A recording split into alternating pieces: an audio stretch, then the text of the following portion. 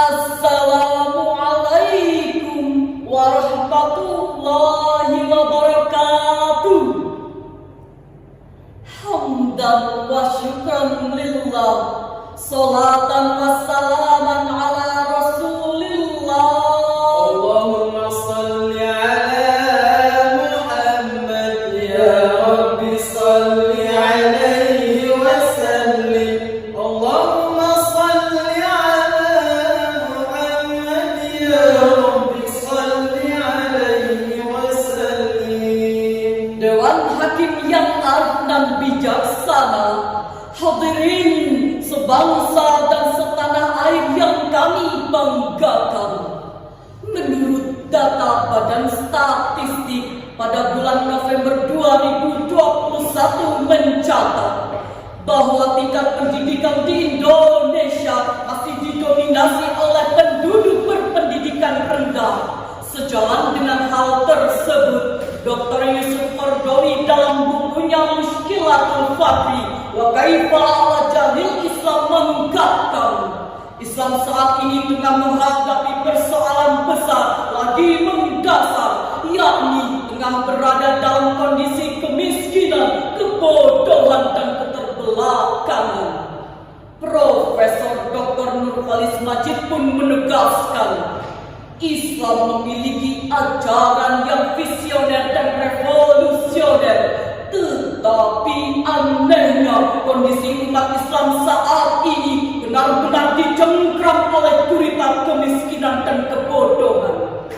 Ungkapan tersebut bukan hanya mengumbar kata tanpa fakta, sebab secara jujur dan de facto Kita kalah oleh industri Amerika yang kapitalis. kita jauh tertinggal oleh ekonomi Cina yang konfusionis-Taois. Bahkan teknologi terkelakar oleh Jepang yang Buddhis-Taois.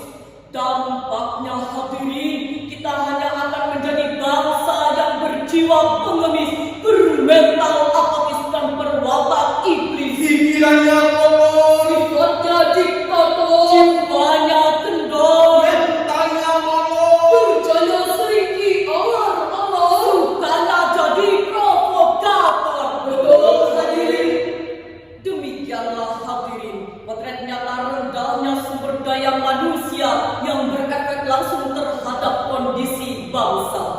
Oleh karena itu, pada kesempatan kali ini kami akan menyampaikan syarahan Al-Quran dengan judul Iman dan Ilmu sebagai tombak kemajuan bangsa, dengan rujukan Al-Quran Surah Al-Mujadalah ayat 11 sebagai berikut. أعوذ بالله من الشيطان الرجيم.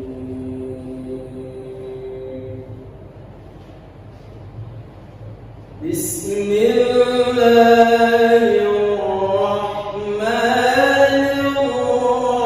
الرحيم.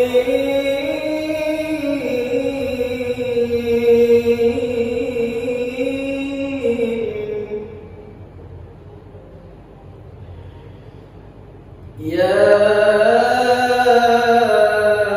أيها الذين آمنوا إذا قيل لكم تفسحوا في المجالس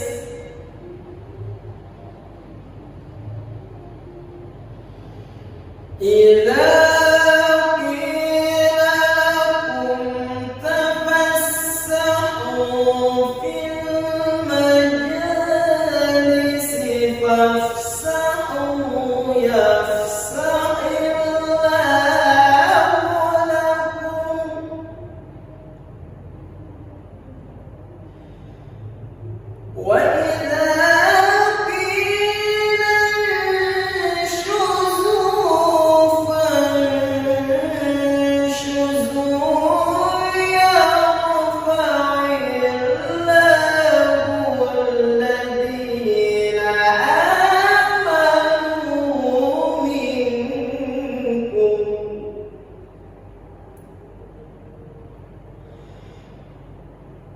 يرفع الله الذين آمنوا منكم والذين أوتوا العلم درجات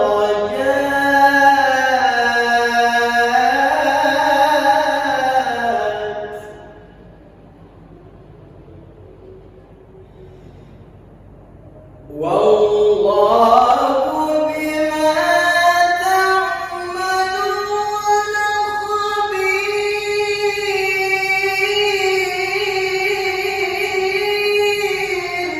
Hamba berlindung kepada Allah dari usikan setan yang terkutuk dengan menyebut asma Allah yang Maha Pengasih, Maha Penyayang. Hai orang-orang yang beriman, apabila dikatakan kepadamu, berlapang-lapanglah dalam majelis, maka lapangkanlah. Niscaya Allah akan memberi kelapangan untukmu. Dan apabila dikatakan, berdirilah kamu, maka berdirilah.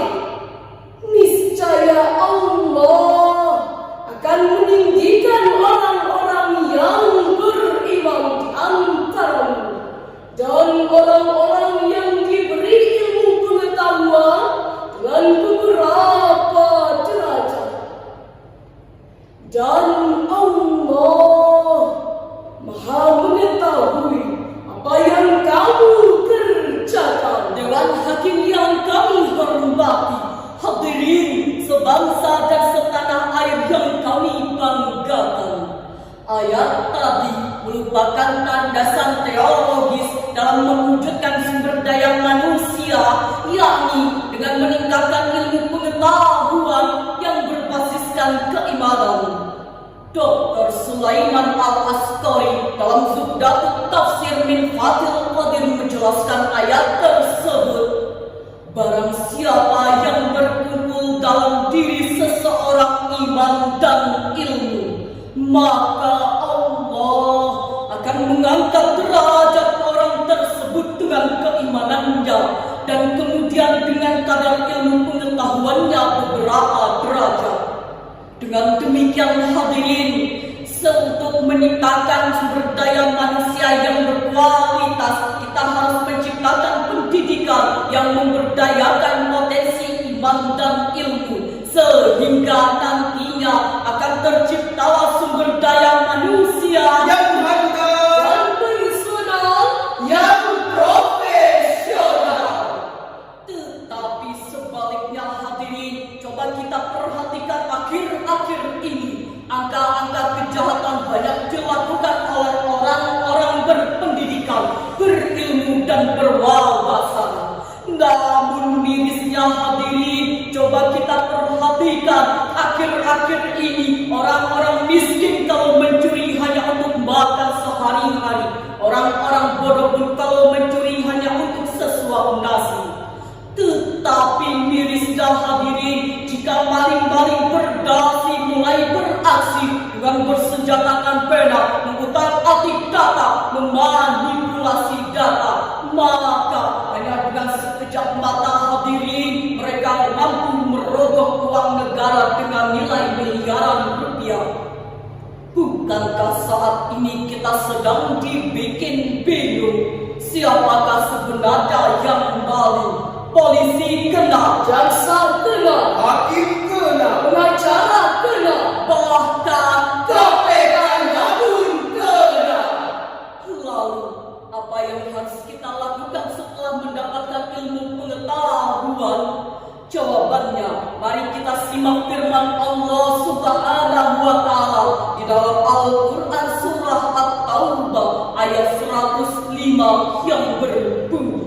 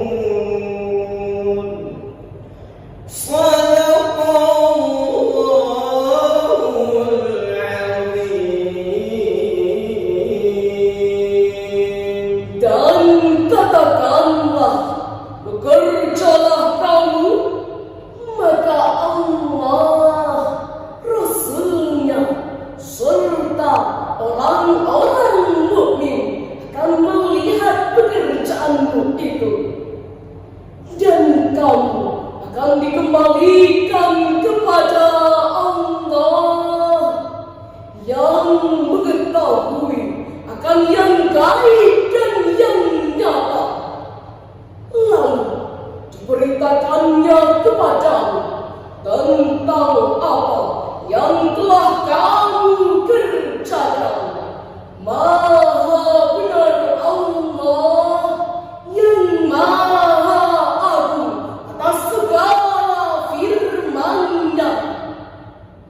Dewan Hakim yang kami muliakan, hadirin rahimakumullah, dalam kitab Al-Misbah, Profesor Dr. Muhammad Quraisy menjelaskan ayat tersebut bahwa ada 3 perintah Allah kepada kita. Yang pertama, kita harus memiliki mental baja, tak mudah menyerah dan selalu berusaha. Yang kedua, kita harus bisa memanfaatkan waktu dengan sebaik-baiknya. Dan yang ketiga, dalam bekerja kita harus senantiasa berdoa kepada Allah Subhanahu wa Ta'ala. Dengan demikian hadirin, sumber daya manusia yang berkualitas selain harus memiliki ilmu pengetahuan, juga dituntut untuk memiliki etos kerja yang berkualitas, sehingga ilmunya bukan hanya sekedar ilmu, tetapi juga amal. Dan apabila sikap ini dikerjakan oleh insan-insan yang beriman, maka yakin dan percaya bangsa kita akan menjadi bangsa yang maju dan terdepan. Betul hadirin? Hadirin rahimakumullah, dari syarahan tadi dapat disimpulkan bahwa untuk meningkatkan kualitas sumber daya manusia di era global ini, kita harus memiliki ilmu pengetahuan yang hebat, keimanan yang kuat, dan amal soleh yang semakin meningkat sebagai langkah menuju generasi emas yang berkualitas. Mungkin hanya ini syarahan yang dapat kami sampaikan. Salah hilaf mohon dimaafkan. Ikan lohan, ikan hiu, cukup sekian dan thank you. Wallahul muwaffiq ila aqwamit thoriq. Wassalamualaikum warahmatullahi